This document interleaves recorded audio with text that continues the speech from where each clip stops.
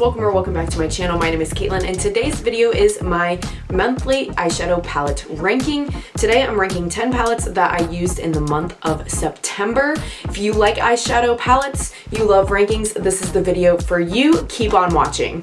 Before we get too far into the video, if you have not already, please click that subscribe button. I upload twice a week and it's totally free to subscribe. I would love to have you back again on the channel in the future. All right, so let's get into the palettes. My palette ranking is like not the last 10 I tried. You know, you've maybe seen that video going around on YouTube, but this is just like, what are the palettes I used this past month? Some of them could be new releases, some of them could be older palettes, and that's kind of why I like the way I've been doing my rankings, because I can see, is the new as good as the old faves?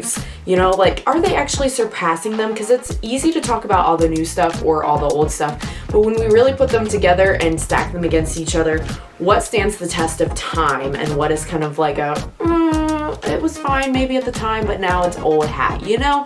So without further ado, let's get into number 10. Number 10 for September, and none of these were palettes that I don't like, let's just say that too, but something had to be bottom, was the Glamlight Ice Cream palette. And I'll leave linked if I have videos with any of these. This one I used in my latest looks inspired by my antique earring collection.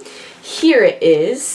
This palette's not bad per se. The only reason this was linked so low is because I was quite disappointed at the lack of pigmentation in the pastel shades, for this being, you know, a half pastel palette. Now I will say the pastel shimmers showed up just fine. It was just the pastel mattes that I put on and was like, hello? You know, anybody home, you know, that kind of thing, which you'll see if you watch that video, that experience I had with this. So, and I don't know if it would show up better in deep skin tones, maybe it's just because I'm so fair, but because of that, I'm like, oh, these are a little weak, and that's like almost 2 whole rows of the palette that's weak. So, but the deeper shades up top, like the chocolate, those, the pigmentation was fine. So it's not all the mattes, it just seemed to be the pastel mattes that were lacking in pigmentation, so that's why this one's number 10. Number 9 is truly a color story situation, okay? So it is the Adept Cosmetics Ninhydrin palette, and I did recently another video I'll leave linked with 2 looks with this and the Plain Jane palette that were requested. I don't dislike this palette, I just still, even though I've gotten better about it, like, I don't gravitate towards blue eyeshadow first. I just don't.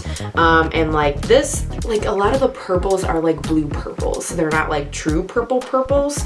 So yeah, I just need to like, I don't know. I don't want to pass this one along though. The formula is so good. But see, like even these purples all in the eye, like this stuff all looks blue.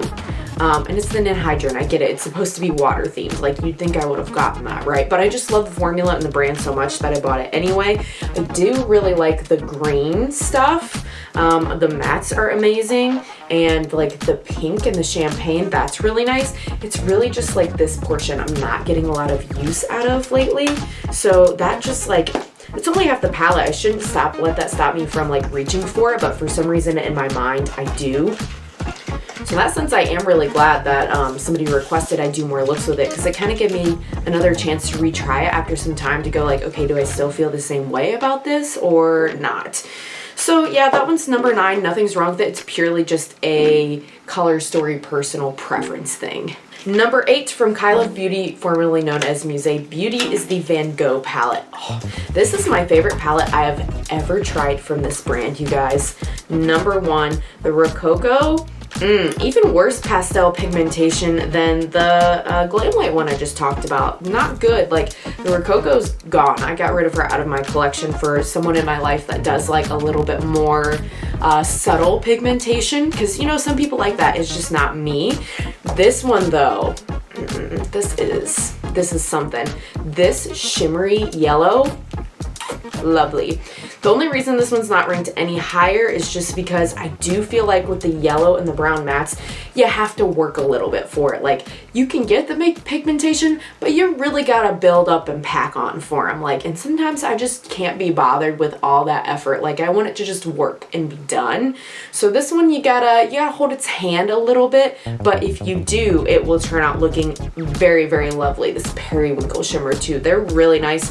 The shimmers for this palette, I would say, don't really look that special or like pop unless you use a a glitter primer underneath those, so beware on that one. So it's not a bad palette. I just do think you have to finesse it a bit, and for that reason it's only number 8. Number 7, this palette got knocked down a few pegs this month, you guys, but I still brought her out and used her. This is the Kathleen Lights collab with Il Maquillage, the Disco Fox palette.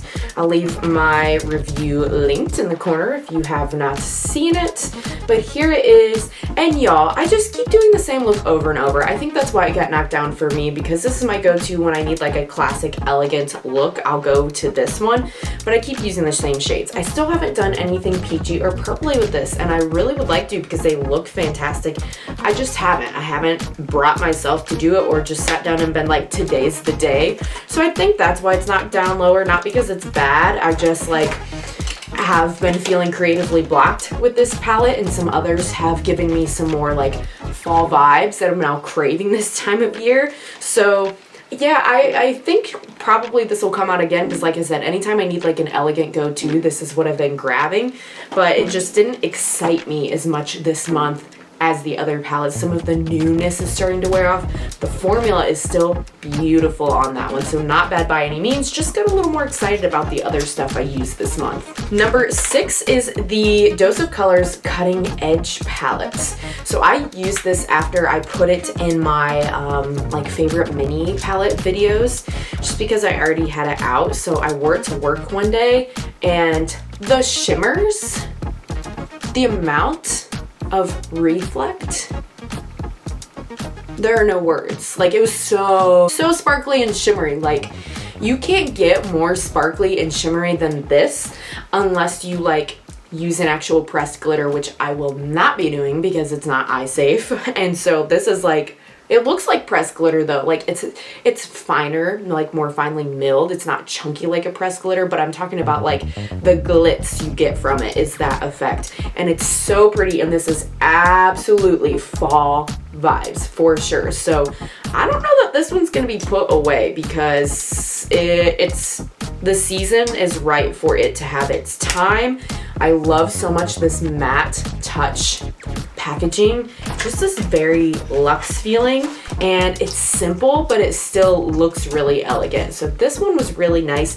Only reason it didn't go higher is because I really did only use it like one time this month, and I didn't go back to it. The other stuff ranked higher than this I used again and again and again this month, so I ranked those higher just because I obviously gravitated towards them more this month. Okay, top 5. So in number 5 is the Adept Cosmetics Plain Jane palette. Still love this one. Oh, it's just so nice when I'm busy and I want something that looks really nice, but I don't have any time whatsoever to just go boom, boom, lid, done. And it looks like I spent so long on it. ACI 2 has been my favorite shade lately, just because it looks kind of bronzy taupey, then it has some like multicolored reflect in the light. I've been wearing it like Fridays at football games, because that's part of my job, as I work with the marching band, and I have had multiple students and parents be like, oh my gosh, your eyeshadow looks so good, what are you wearing? Like, I've gotten a bunch of compliments on it, and it's literally, like I said, I'm using like 1 or 2 shades and done. That's the whole eye look. So for it to look that cool and dimensional with being that little effort, it's really nice. So it's, again, not higher than that, because like, I don't know, just like I have a true love for some of the highest palettes on this list for this month that like color story wise just get me a little bit more. Like the Adept is functional, but the others really fill my creative outlet that I'm about to show you. Okay, and number 4, I'm sorry you cannot get this anymore, but it's from Lunar Beauty. It's the Moonspell palette. Can we go into, you know, September and October without pulling this out? I think not. If you haven't seen it, it is one of the most beautiful packaging you will ever see. Even though you can't get this, if you want the packaging or something that's like a similar vibe, you could go for the volume 2 that's red. It looks exactly like this, slightly bigger in red. Color story is different though. I pulled this out for one of my good friends' bridal showers. She had like a fall theme, so I went like plummy with this row.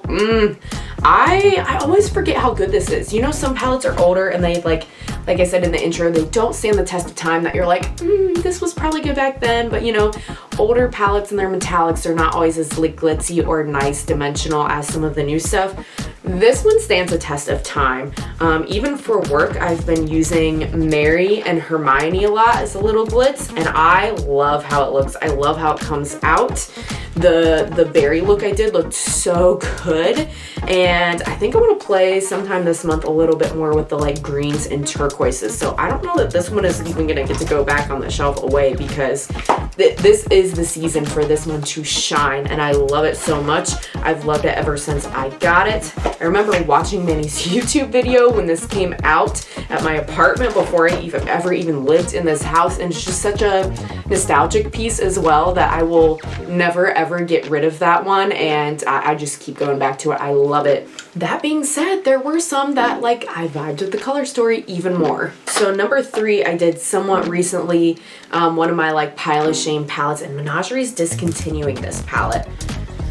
I don't know why, other than it must be that like everyone that wants it has bought it and their sales must be down on it. That's literally the only reason I can think of, because it is gorgeous quality. Menagerie Cosmetics, the Feral palette. And again, can we with the artwork? Which, by the way, guys, I'm working on, I'm possibly getting a new phone soon. So like instead of this kind of thing, I'm hoping that I can start inserting like some B-roll that in 4K looks a little nicer, like knock on wood. We are working on it. So, because I really want to be able to show you guys well in detail how freaking gorgeous some of this stuff is. Like, this is some of the most beautiful artwork on any palette I have, genuinely. I mean, Lunar Beauty, you know, it's looks good because of like the theming of it, but this is like an actual, like the illustration is gorgeous on here. And here's the inside of the palette. I loved the look I did with this one. These shimmers are really nice as well. The mattes, just everything about it. And I love the fact that I could use some of these as contour and blush as well, like I did in that video. Just super nice and a fun, interesting color story. It's also definitely got some fall potential with the like the greens, the browns, the yellow.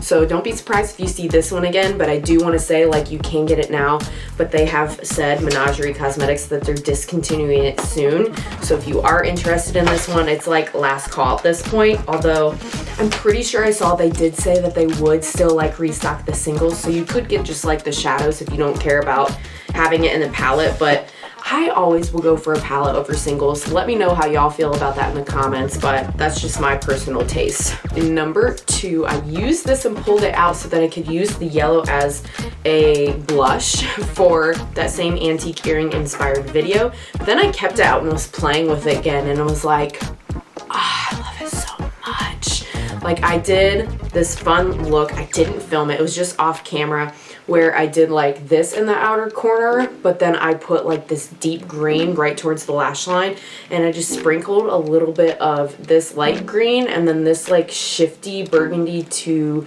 green shimmer over the lid.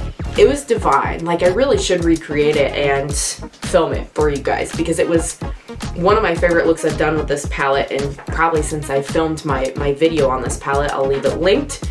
Gee, I haven't even told you the name of it. My apologies. So this is old packaging. This is from Unearthly Cosmetics. It used to be Alien Cosmetics and Serendipity palette. Now it's called the Poison Apple palette. So it looks different on the outside and the inside. I think they have square pans for these now.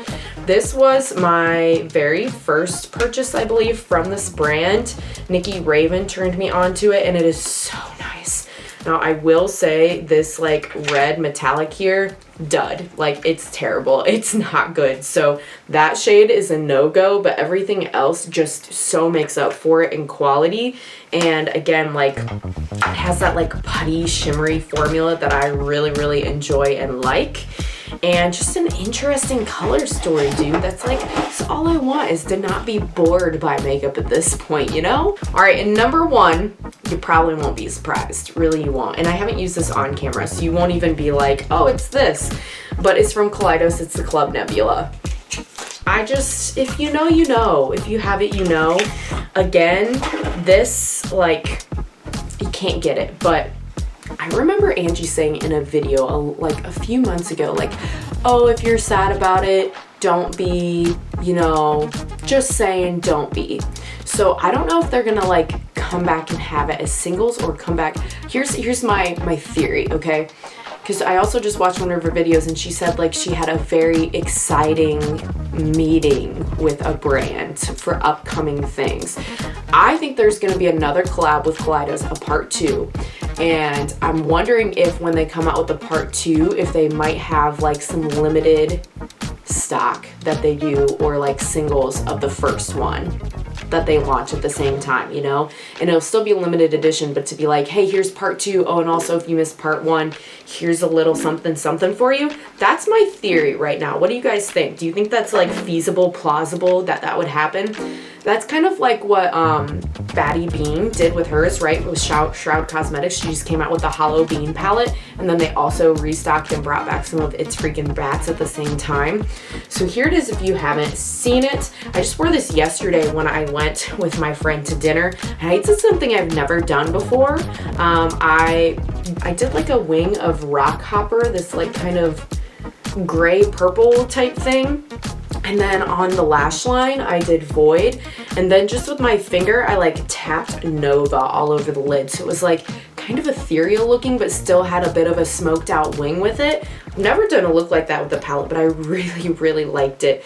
I don't think I've ever come up with a look with this I didn't like. I've even played with like the blues and stuff, and I'm like, hey, when it's this palette, it just works. It just works. She knew what she was doing. She killed it, and I don't know, like, there's just something special about this one. And the packaging's pretty cool on this one as well. I like that it's a little bit like thicker, of almost like trunk-like of a palette. I know that makes it a little bit bigger to store, but I like that about it. So yeah, guys, those are the 10 palettes I used in the month of September. Were you surprised about anything? Were you expecting something else to be ranked at number 1? Let me know in the comments down below, and let me know what have you been using this past month, or what palettes have you been loving or lusting after. I know I've got a few I've been looking at and I'm like, resist! Like, I'm on this low buy. I need to chill. Like right now I'm like, the Teresa is dead, like in Lethal Collaboration Part 2 just came out, and I'm like, I'm really trying to, you know, practice some self-restraint, but we'll see. We'll see what happens. It's a new month. It's October now. I usually let myself have at least like a couple purchases a month, so maybe. But yeah, without going on any further, guys, thanks so much if you made it all the way to the end. I really appreciate you, and I hope to see you again on the next one. Bye!